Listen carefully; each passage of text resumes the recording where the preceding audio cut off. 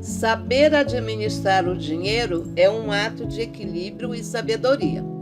Economizar não significa deixar de viver, mas evitar os excessos e lembrar que o dinheiro deve estar a nosso serviço e não nós a serviço dele.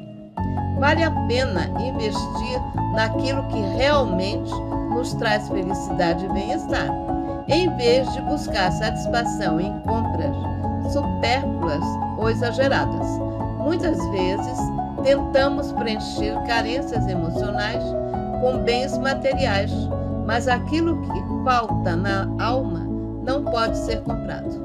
A verdadeira riqueza está em encontrar plenitude dentro de nós e não no que acumulamos.